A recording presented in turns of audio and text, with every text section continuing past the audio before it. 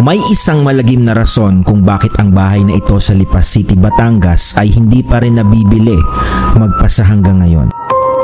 Marahil marami sa atin ang hindi na pamilyar sa kagimbal-gimbal na krimeng nangyari sa tahanang ito ng mga Aranja. Ang dekada 90 ay tinaguriang massacre era sapagkat sa panahong ito nangyari ang ilan sa mga high-profile at nakakakilabot na krimen sa kasaysayan ng Pilipinas. Halika, balikan natin ang isa sa mga kahindik-hindik na krimeng nangyari noong dekada 90 sa tahimik na bayan ng Lipa, Batangas. Noong ika-10 ng Abril 1994, yumanig sa tahimik na barangay ng Sabang, Lipa City, Batangas ang isang karumal-dumal na pagpaslang kay Angelina Aranja o mas kilalang Helen at sa kanyang dalawang anak na babae na sina Chelsea Liz at Angeli. Ito ay nagdulot ng matinding pagdadalamhati at takot hindi lamang sa kanilang komunidad kundi pati na rin sa buong bansa. Si Helen Aranja ay ang may bahay ni Ronald Aranja, isang OFW na nagtatrabaho sa Saudi Arabia. Si Helen ang nag-aalaga sa kanilang dalawang anak na babae habang ito ay nagsisilbing tutor sa isa nilang kapitbahay na may espesyal na pangangailangan. At bukod doon ay nanunungkulan din bilang presidente ng isang kooperatiba sa kanilang lugar. Sa tuwing lumilipad si Ronald papuntang ibang bansa ay inihahabilin niya ang kanyang mag-iina sa kanyang mga bayaw at biyanan upang lagi itong may kasama sa bahay. Ngunit sa gabi ng ika-9 ng Abril 1994 ay hindi sila nasamahan ng kahit sino man sa kanilang mga kamag-anak. At dito na nga naganap ang isa sa mga kahindik-hindik na krimen sa kasaysayan ng ating bansa. Ang sospek na tumapo sa buhay ng mag-iina ay mismo nilang kapitbahay na nagngangalang Elmer Palikpik, mas kilala sa tawag na Hiner. Ayon sa salaysay ay hindi napagbigyan ni Helen ang sospek nang minsan itong humiram ng pera sa kanya upang mailabas ang buntis nitong asawa sa ospital. Sinasabi rin ang sospek raw ay may pagnanasa sa biktima.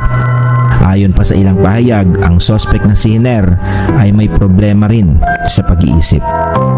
58 saksak ang tumapo sa buhay ni Helen, 18 naman sa panganay na si Chelsea at 21 sa bunsong si Angeline.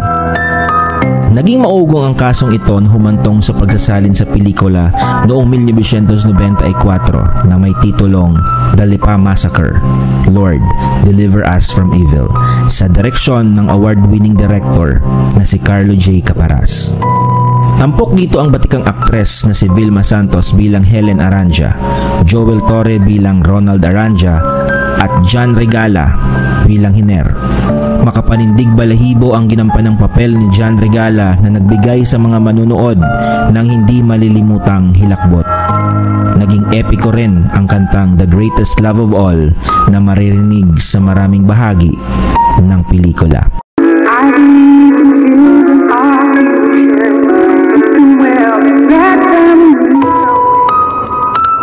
At magkahalong sindak rin at awa ang mararamdaman mo habang pinaparinig ang recorded cassette tape ng boses ng magkapatid na sina Chelsea at Angeline.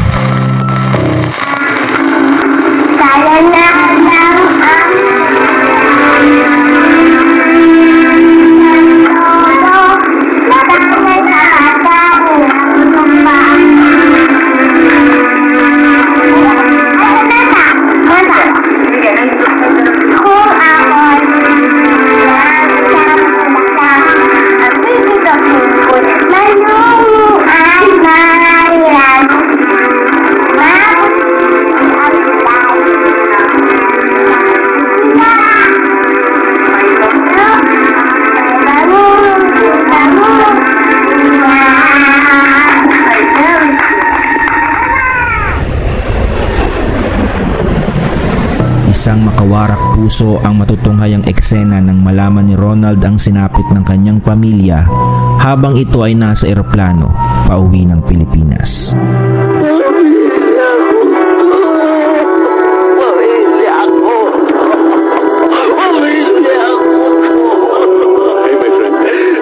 Ang Ang suspect na si Elmer Palikpik ay nagtago ng 4 na buwan, ngunit kalaunan ay nahuli rin at nasentensyahan ng Regional Trial Court Branch 12 ng Lipa City, Batangas ng 3 habang buhay na pagkakabilanggo at pinagbabayad ng danyos na aabot sa ₱250,000. Mula noong mahatulan ito ay wala nang balita kung ito ba ay nakakulong pa rin magpasa hanggang ngayon o nabigyan na ng parol. Si Ginoong Ronald Aranja naman, ayon sa mga post na nabasa ko, ay may bago ng pamilya pero patuloy pa rin itong pinopost ang larawan ng kanyang mag-iina at tuloy pa rin ang pagdalaw sa mga puntod nito. Kung may ganitong kwento ka ring gustong mai-feature sa channel na ito, ay i-comment mo lang sa baba. Maraming salamat sa panonood.